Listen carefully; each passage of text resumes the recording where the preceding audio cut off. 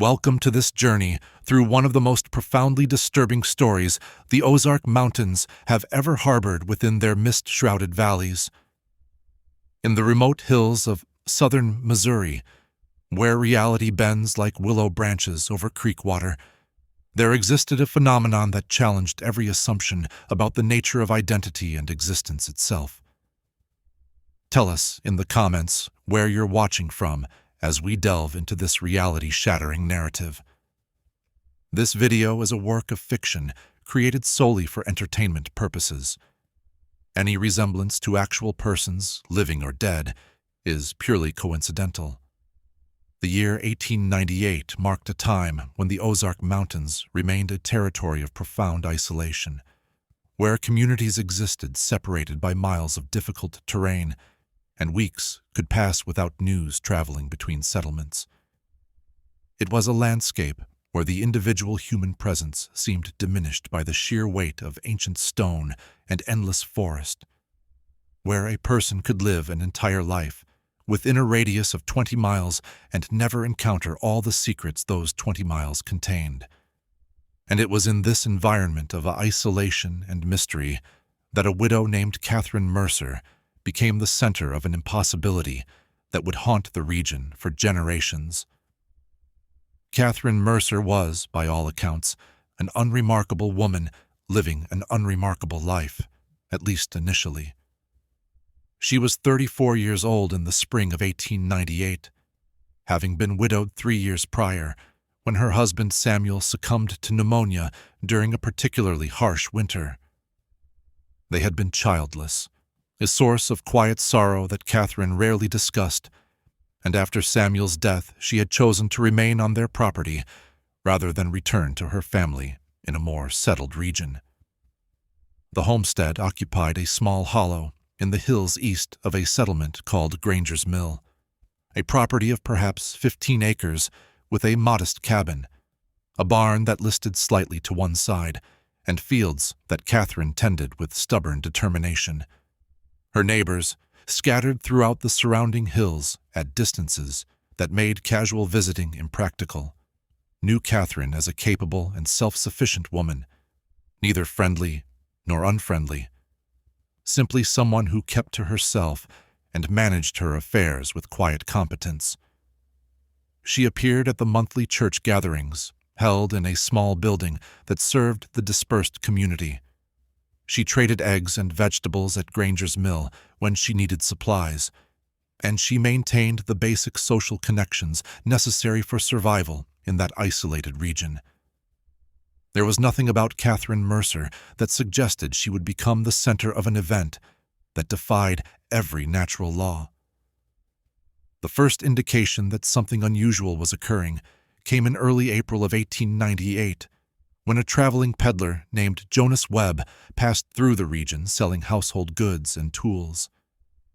Webb's circuit took him to homesteads throughout the Ozark Hills, and he was known as a reliable source of news and gossip, carrying information between isolated families who had few other means of learning what transpired beyond their immediate vicinity.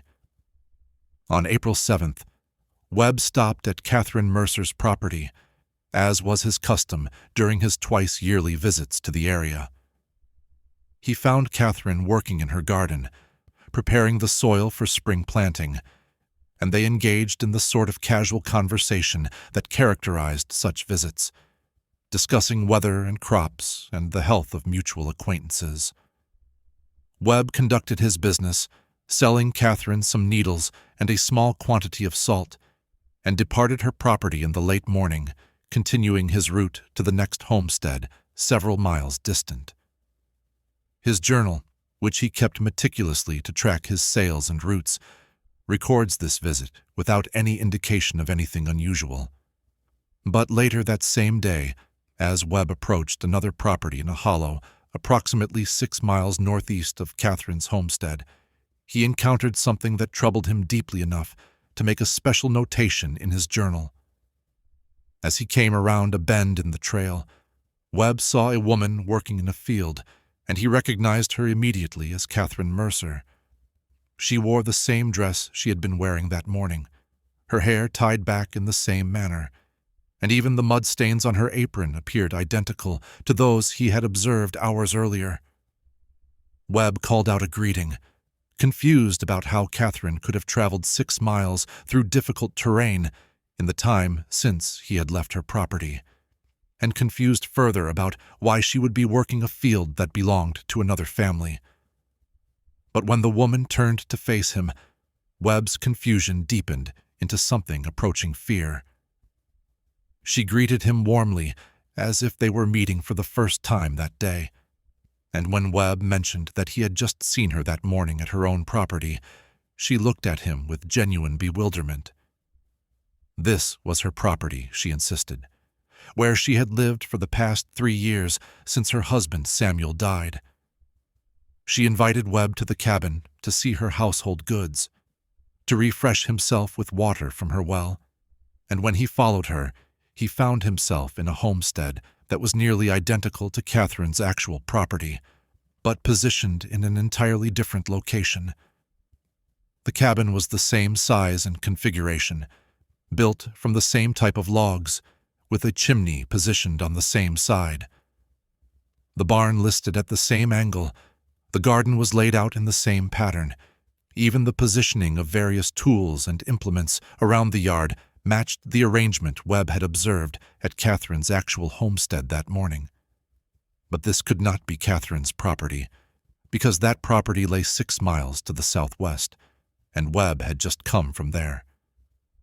Yet this woman insisted with complete conviction that she was Catherine Mercer, that this was her home, and that she had been living here continuously since her husband's death. Webb did not linger long at this second location. His trader's instinct, which had kept him safe through years of traveling wild territory, warned him that he was confronting something beyond his understanding. He made polite excuses, completed a minimal transaction so as not to offend, and departed as quickly as courtesy allowed. But as he continued his route, he found himself deeply troubled by the encounter.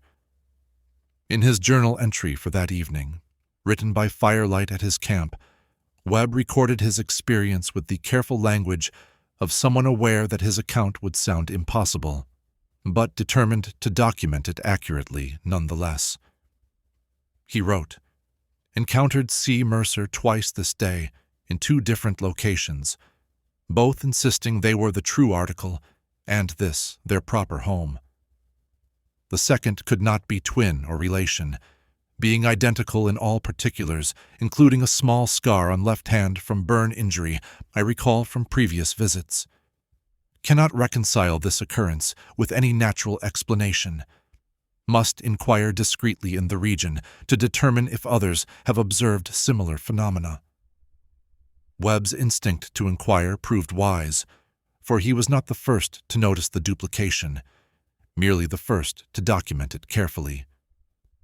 As he continued his circuit over the following days, speaking cautiously with various homesteaders, he learned that several people had encountered multiple versions of Catherine Mercer in different locations. A farmer named Elijah Thorne reported seeing Catherine at a church gathering in early March, having a conversation with her about the prospects for spring planting. But later that same day, as Thorne traveled home, he passed Catherine on the trail heading in the opposite direction, and when he expressed surprise at seeing her again so soon, she had no memory of their earlier conversation, or even of having attended church that day. A woman named Sarah Pickens, who lived in a hollow north of Granger's mill, reported that Catherine had come to visit her in late March, staying for several hours and helping Sarah with some difficult spring cleaning tasks. But when Sarah later mentioned this visit to another neighbor, she learned that Catherine had been seen that same day at the mill, some 10 miles distant, conducting trade and having conversations with multiple witnesses who could confirm her presence there at the exact time she was supposedly helping Sarah with her cleaning. These accounts accumulated slowly, shared in the careful, cautious manner of people who recognized the impossibility of what they were describing, but could not deny the evidence of their own experiences. No one wanted to be the first to voice the obvious conclusion that somehow Catherine Mercer existed in multiple locations simultaneously, or that there were multiple versions of Catherine Mercer, each living separate but parallel lives throughout the region. The implications were too disturbing, too fundamentally at odds with the basic assumptions about reality that governed their lives. It was Reverend Marcus Finch, the circuit preacher who served the scattered communities of the region, who finally confronted the situation directly. Finch was a man of education and faith, someone who believed in an ordered universe governed by divine law, and the reports of Catherine's multiplicity troubled him deeply. In late April, he made a deliberate decision to visit Catherine Mercer at her known homestead, intending to speak with her about these strange reports and to determine whether she had any explanation for the phenomena. Finch arrived at Catherine's property on a mild spring afternoon and found her engaged in the ordinary work of maintaining a frontier homestead. They spoke for perhaps an hour, discussing matters of faith and community, and Finch carefully brought up the subject of the multiple sightings. Catherine's response was one of genuine confusion and concern. She had heard rumors of these reports, whispers that reached her during her infrequent visits to church gatherings and trips to the mill, but she insisted that she had been nowhere but her own property and the few locations she traveled to for necessary business. She could account for her time, she said, and had no explanation for how others might have seen her in places she had never been. Finch believed her. There was no deception in her manner, no indication that she was attempting to mislead or confuse. But as he departed her property and began the journey back to his next stop, he encountered something that shook his faith in his own perceptions. Perhaps 2 miles from Catherine's homestead, following a trail that wound through dense forest, Finch came upon a clearing where another cabin stood, one he did not recall seeing on previous travels through the area. And working outside this cabin, tending to chickens that scratched in the yard, was Catherine Mercer. Finch stopped and stared, his mind struggling to process the impossibility. He had just left Catherine at her property, had spent an hour in conversation with her, and now here she was again, in a different location, engaged in different tasks, apparently unaware of his visit to her other self mere hours before. The preacher approached slowly, and Catherine greeted him with the same warmth she had shown at the previous location, inviting him to rest and refresh himself, making no reference to their earlier meeting because, from her perspective, no earlier meeting had occurred. Finch's letter to his denominational headquarters, written several days after this experience and preserved in church archives, describes his growing horror as he realized that this second Catherine was not pretending ignorance of their earlier conversation. She genuinely had no memory of it, genuinely believed that this was their first encounter that day. And when Finch asked her about her property, about where she lived and how long she had been there, she provided answers identical to those the first Catherine had given, claiming this cabin and this hollow as her home, insisting she had lived there continuously since Samuel's death 3 years prior. The preacher did not know what to do with this information.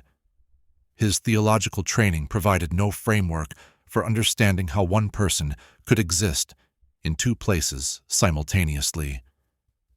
He could not dismiss what he had experienced as hallucination or mistake. The evidence was too concrete, too detailed, and yet accepting the reality of what he had witnessed meant acknowledging that the world operated under rules far stranger than he had ever imagined. In his letter, Finch wrote, "I am faced with 2 possibilities.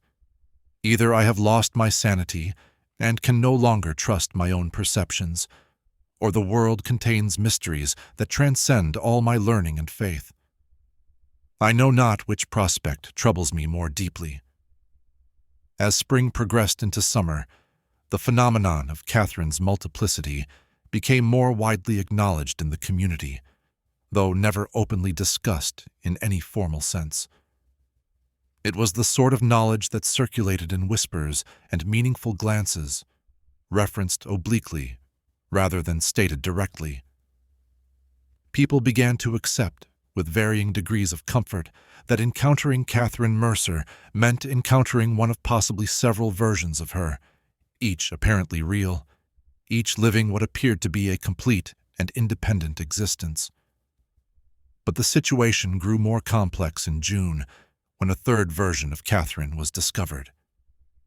A hunter named William Driscoll, tracking a wounded deer through unfamiliar territory in the hills west of Granger's mill, came upon a homestead he had never seen before, despite decades of hunting these mountains. The property was positioned in a narrow hollow that Driscoll would have sworn did not exist, a place where the terrain should have been solid ridgeline, according to his mental map of the region. And living at this property, alone and apparently content, was Catherine Mercer. Driscoll's account, later recorded by Jonas Webb, who had taken to documenting these occurrences with systematic attention, described his encounter with this third Catherine. She was identical to the other versions in every physical detail, wearing clothes of the same style, bearing the same mannerisms, even telling similar stories about her life with Samuel and her experiences since his death. But this Catherine had been living in this third location, and she was absolutely convinced of the reality and singularity of her existence. She had memories that suggested a continuous life, a seamless narrative that contained no gaps or inconsistencies that might indicate she was somehow a copy or duplicate of an original. The discovery of a third Catherine forced the community to grapple more directly with what was happening. 3 versions meant this was not simply a case of mistaken identity, or even of one mysterious duplication. This was a systematic phenomenon, possibly still expanding, and no one knew where it might end. Would there eventually be 4 Catherines? 5? Would versions continue to proliferate until every hollow in the region contained its own Catherine Mercer, each living in isolation, each convinced of her own singular reality? Jonas Webb, whose trader's curiosity had evolved into something approaching obsession with the mystery, decided to conduct a more systematic investigation. He carefully mapped the locations of the 3 known Catherine homesteads, noting their positions relative to known landmarks and communities.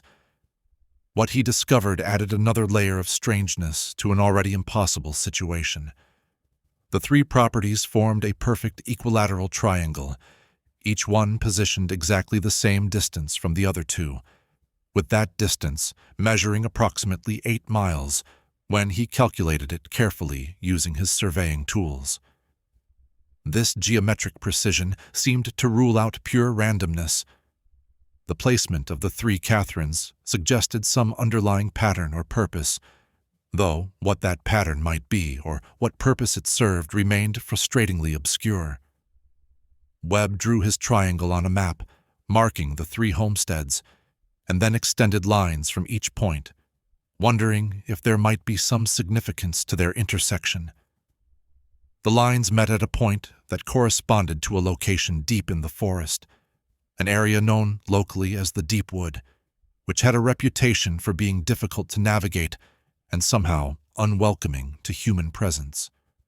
Driven by curiosity and perhaps a touch of recklessness, Webb organized an expedition to investigate the Deepwood center point. He recruited 3 other men, choosing individuals he considered steady and reliable. And in July they set out to explore what his map suggested might be a significant location. The journey was difficult, the terrain more challenging than any of them anticipated, and they found themselves repeatedly disoriented, having to retrace their steps and reorient using the sun when compasses gave contradictory readings. But they eventually reached the coordinates Webb had calculated, and what they found there gave substance to suspicions that the Catherine phenomenon was connected to something deeper and older than any recent occurrence. At the center of Webb's triangle, in a clearing that seemed almost artificially circular, stood a single massive stone, roughly 8 feet tall and perhaps 3 feet in diameter. The stone was unlike any natural formation they recognized, too regular in shape to be a simple boulder, too deliberately positioned to be random glacial deposit. Its surface was smooth except for markings that covered it in spiraling patterns, symbols that none of the men could interpret, but which suggested human or perhaps pre-human crafting. Around this central stone, at what Webb estimated to be precise intervals, stood 3 smaller stones, each perhaps 3 feet tall. And when Webb took careful measurements, he found that these 3 smaller stones were positioned in a triangle that perfectly mirrored the triangle formed by the 3 Catherine homesteads, scaled down but maintaining exact proportions. Whatever this stone configuration represented, it appeared to be connected to the phenomenon of Catherine's multiplication, though the nature of that connection remained maddeningly unclear. The expedition returned to civilization with more questions than answers. Webb documented the stone configuration carefully in his journal, including sketches of the symbols he had observed, but could find no one in the region who could explain their meaning or origin. The local Osage people, who had inhabited the area before European displacement, were gone from the immediate region, and attempts to track down individuals who might possess traditional knowledge proved unsuccessful. The stones stood as mute testimony to something significant, but their message remained locked in a language no one present could read. As summer progressed, the 3 Catherines continued their separate existences, apparently unaware of each other, despite living only 8 miles apart. Each maintained her own homestead, conducted her own business, lived what appeared to be a complete and normal life within the limits of frontier existence. But the community's awareness of the triplication created strange social situations. When Catherine, any version of Catherine, appeared at church or at the mill, people would wonder which version they were encountering, though asking directly seemed impossibly rude and potentially dangerous. It was in August that 2 of the Catherines encountered each other, an event that many had anticipated with both fascination and dread. The meeting occurred at Granger's mill, where both had coincidentally chosen the same day to conduct trading. According to witnesses who were present, including the mill operator Samuel Granger, whose account was recorded in Webb's growing collection of documents, the 2 Catherines saw each other across the mill yard, and both stopped, frozen by recognition that went beyond the normal acknowledgement of an acquaintance. They approached each other slowly, each studying the other with expressions that cycled through confusion, disbelief, and a kind of existential horror that came from confronting an impossibility made flesh. When they were close enough to speak, one Catherine, the one who had arrived first and who witnesses believed was from the original homestead, asked simply, "Who are you?" And the second Catherine, from one of the duplicate locations, responded with the same question, "Who are you?" The conversation that followed was halting and difficult.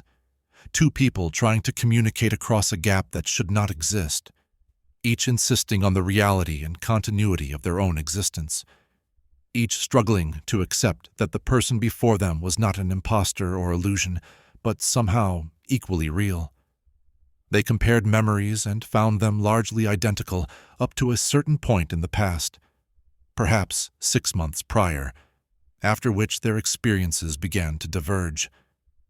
They had made different choices about small matters, traveled to different locations on different days, encountered different people, but always maintaining the same core identity, the same sense of being Catherine Mercer.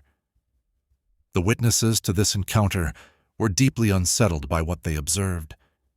It was one thing to hear reports of multiple Catherines existing in different locations, quite another to see 2 versions standing face to face, arguing with quiet intensity about which one was real, which one had the legitimate claim to the identity they both inhabited. And the argument could not be resolved because both had equally valid claims. Both possessed equally complete memories, an equally real physical existence.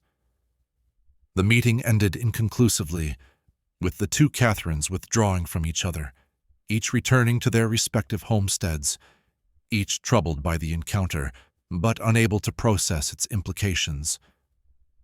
Samuel Granger, the mill operator, later reported that both women completed their trading as if nothing unusual had occurred, maintaining a facade of normalcy that he found more disturbing than any emotional breakdown would have been. They were too calm, too controlled, and he wondered whether this suggested they had somehow accommodated the impossibility of their situation, or whether the control was a sign of how deeply the experience had affected them. In the weeks following this encounter, Jonas Webb made separate visits to all three Catherine homesteads, conducting careful interviews with each version. He found that all three had now heard about the others, the news having spread through the community's informal communication networks. Each Catherine had her own reaction to learning about her duplicates. The original, if such a designation had any meaning, expressed anger and violation, a sense that something had stolen her identity and was using it without permission. The second, Catherine, responded with confusion and a kind of philosophical curiosity, wondering what it meant for identity if multiple versions could exist simultaneously. The third Catherine, perhaps because she had been discovered most recently, or perhaps because of some quality unique to her version, responded with fear, becoming withdrawn and reluctant to leave her homestead, as if by staying isolated she could maintain her sense of singular reality. Webb's interviews revealed another disturbing detail. Each Catherine had begun experiencing strange dreams, visions that visited them in sleep and persisted in memory upon waking. They dreamed of seeing themselves from outside, watching their own bodies move through daily tasks, while their consciousness floated detached and observing. They dreamed of living in three places simultaneously, their awareness splitting and recombining in confusing patterns. And most disturbingly, they all dreamed of the stone configuration in the deep wood, though none of them had physically visited that location or knew of its existence through normal means. These shared dreams suggested that despite their apparent separation, the three Catherines remained connected at some level below ordinary consciousness. They were not truly independent entities, but rather facets or projections of something singular that existed in a space beyond normal physical reality. The stone configuration in the deep wood seemed to be the source or focus of this projection, though whether it caused the phenomenon or simply marked a place where such things naturally occurred remained unclear. It was Reverend Finch who proposed the most disturbing interpretation of the situation. In a sermon delivered in September, carefully structured to avoid directly naming Catherine or making the situation too explicit, he spoke of the possibility that all human existence might be similarly multiple, that what we experience as singular identity might actually be a simplification of something far more complex. Perhaps, he suggested, we all exist in multiple states simultaneously, making all possible choices, living all possible lives. But normally, these parallel existences remain hidden from each other, separated by boundaries that only occasionally become permeable. Catherine Mercer, in this interpretation, was not experiencing something unique, but rather something that happened to everyone, only visible in her case because whatever boundaries normally maintained separation had failed or been compromised. The three versions of Catherine were all equally real because reality itself was multiple, branching with every choice, every chance event, creating infinite variations that normally never intersected, but which, in Catherine's case, had somehow collapsed into a single observable space. This interpretation, more philosophical than theological, troubled many in Finch's congregation. If he was right, if we all existed in multiple versions simultaneously, then what did that mean for concepts of soul and salvation? How could divine judgment work if every person lived infinite lives making infinite choices? Finch had no satisfying answers to these questions, only an insistence that mystery was inherent to existence, and that human understanding would always fall short of encompassing the full complexity of creation. As autumn arrived and leaves began their transformation, a new development occurred that shifted the Catherine phenomenon into even stranger territory. The three versions began to synchronize. At first, this synchronization was subtle, noticed only by those who observed the Catherines carefully. They would appear at church or at the mill wearing the same dress, though they lived in different locations and presumably made independent choices about clothing. They would mention having completed the same tasks on the same days, preserving the same foods or repairing the same implements, despite having no communication with each other. This synchronization gradually intensified until it reached a point where the three Catherines appeared to be living identical lives in three different locations. They rose at the same hour, ate the same meals, worked in their gardens following the same patterns, went to bed at the same time. Observers who visited different Catherine homesteads on the same day reported seeing essentially identical scenes, as if the three locations were not separate places, but three different views of a single place, three windows into the same reality. And then, in late October, something changed fundamentally. A farmer named Josiah Whitten, traveling near the original Catherine homestead, saw something that he could barely find words to describe even in his later account. He saw Catherine, but she was transparent, her form ghostly and insubstantial.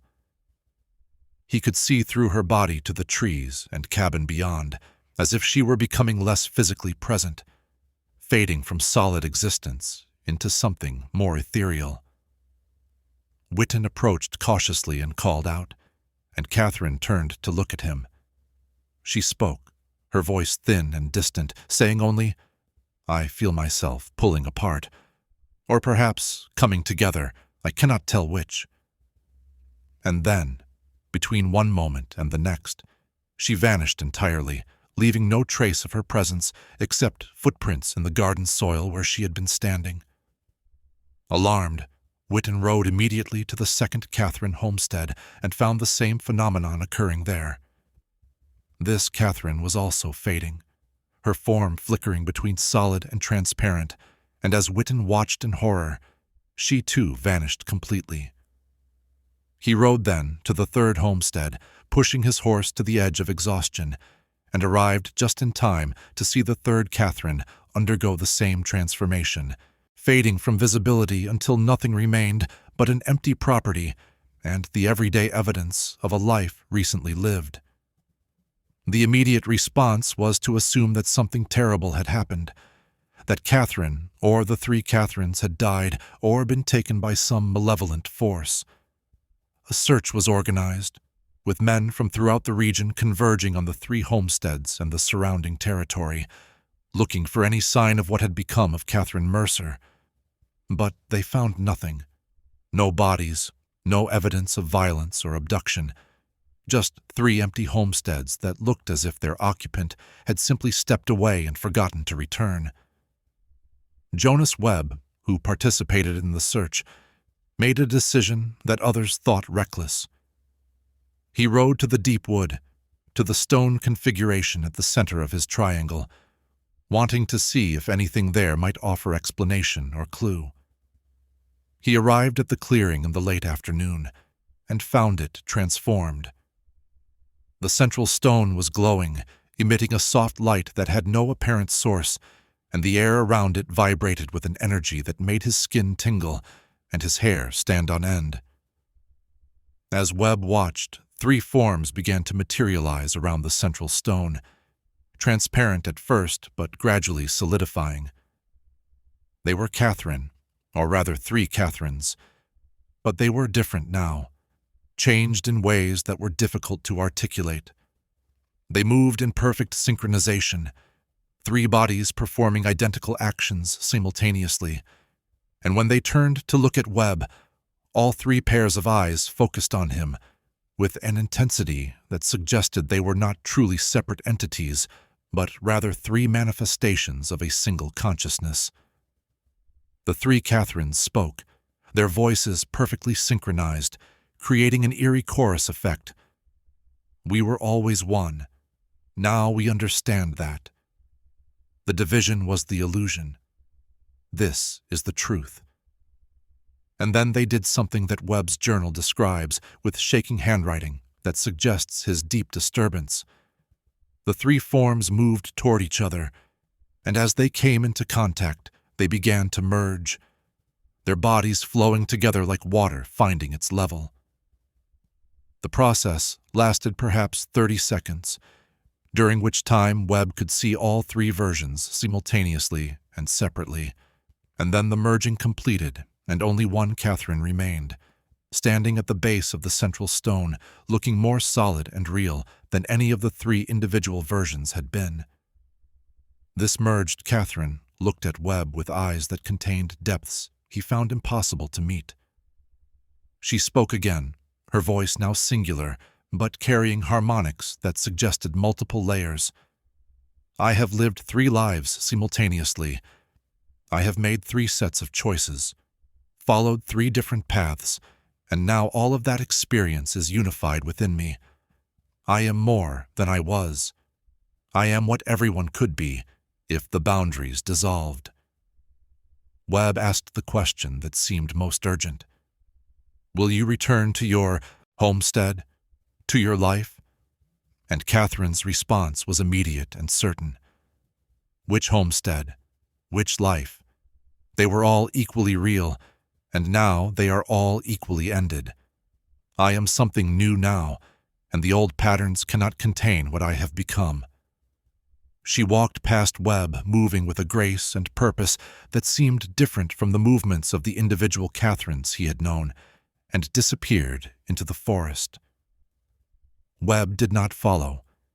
He remained at the stone configuration until darkness fell, trying to process what he had witnessed, and then made his way back to civilization with a story he knew would sound like madness if spoken aloud. In the days that followed, Catherine Mercer was seen occasionally in the region, but these sightings had a different quality than before. She never stayed in one place, never resumed life at any of the 3 homesteads, which stood empty and were eventually claimed by the wilderness. When people encountered her, usually in deep forest or along remote trails, she would sometimes speak cryptically about the nature of reality, about how human consciousness creates the illusion of singular existence, when the truth is far more fluid and multiple. Some claimed she had become something like a prophet or oracle, possessing knowledge that came from having lived multiple versions of the same life and understanding the divergences and convergences that normal people never perceived. Others thought she had simply gone mad, driven insane by an experience no human mind was meant to endure. But those who spoke with her most often said that she seemed neither prophetic nor mad, but rather profoundly changed, as if she had graduated to a different mode of existence that made ordinary human concerns seem small and distant. The 3 homesteads remained empty for months, too troubling for anyone to claim or occupy. Eventually, they were dismantled, the materials salvaged and used elsewhere, as if by erasing the physical locations, the community could erase the memory of what had occurred there. But the stone configuration in the Deepwood remained, and it gained a reputation as a place of power or danger, somewhere that should be avoided by those who wished to maintain their comfortable assumptions about the nature of self and reality. Jonas Webb continued to document everything related to the Catherine phenomenon. his trader's journal evolving into something more like a philosophical treatise on the nature of identity and existence. He corresponded with educated people in distant cities, trying to find frameworks that could accommodate what he had witnessed. But the scientific and philosophical systems of the late 19th century provided only inadequate metaphors, shadows of explanation that never quite captured the full strangeness of the events. In his later years, Webb wrote, "I have seen a woman exist in 3 places, live 3 lives, and then merge into something singular that contained all 3 experiences. This proves that identity is not fixed, but fluid, that consciousness is not bound by the limitations we assume, that reality itself is more complex and mysterious than our everyday experience suggests. But knowing this brings no comfort, only a kind of vertigo, a sense that the ground beneath our feet is less solid than we need it to be." The community gradually absorbed the Catherine phenomenon into its collection of strange stories, tales told on winter evenings when the conversation turned to mysteries and inexplicable events. Some embellished the story, adding details that made it more dramatic or more comprehensible. Others tried to rationalize it, proposing explanations that ranged from misidentification to mass delusion. But those who had witnessed the key events directly, who had seen the 3 Catherines or encountered the merged version, never doubted the reality of what had occurred, even if they could not explain it. Reverend Finch, in one of his last sermons before his death in 1912, returned to the Catherine phenomenon and offered a final interpretation that carried the weight of decades of contemplation. He proposed that Catherine had experienced what awaits all of us eventually, a merging of all the lives we might have lived, all the choices we might have made, all the versions of ourselves that exist in potential or in parallel. Death, he suggested, might not be an ending, but rather a unification, a moment when all our scattered selves come together and we finally see the full pattern of what we were and are and might have been. This interpretation offered some comfort to his aging congregation, many of whom had known Catherine or had witnessed aspects of her multiplication and merger. It suggested that what had seemed like horror or madness might actually be a preview of transcendence, a glimpse of a process that was ultimately redemptive rather than destructive. But Finch acknowledged that this was speculation, hope rather than certainty, a story we tell ourselves to make the inexplicable more bearable. The stone configuration in the Deepwood stands to this day, according to those who have sought it out in recent decades. It remains difficult to find, the forest seeming to shift around it, trails that should lead directly to the location, somehow arriving at different destinations. But those who persist in searching sometimes succeed, and they report that the stones still emanate a peculiar energy, a feeling of potentiality, as if the space around them contains more possibilities than normal space, more pathways that reality might follow. There are claims, unverified but persistent, that people who spend time at the stone configuration sometimes experience temporary multiplications of their own consciousness, brief moments when they perceive themselves from outside, when they feel their identity split or merge, when the boundaries of self become permeable. These experiences are apparently not permanent, the multiplication lasting only as long as proximity to the stones is maintained, but they leave lasting impressions, changing how people understand themselves and their place in a reality that turns out to be far less singular than everyday experience suggests. The question of what happened to the merged Catherine, where she went and whether she still exists somewhere in the Ozark Hills, remains unanswered. Some claim to have encountered her over the decades, always in remote locations, always alone, always speaking in riddles about the nature of existence. But these accounts are too scattered and too inconsistent to form a clear narrative.